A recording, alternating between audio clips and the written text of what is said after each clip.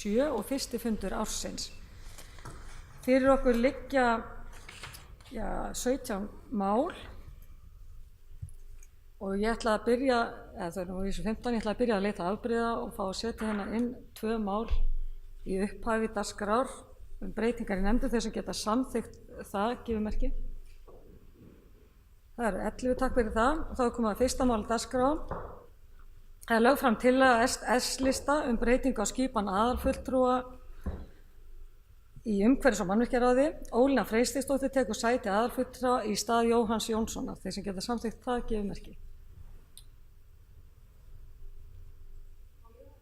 Það eru 11, takk fyrir. Já.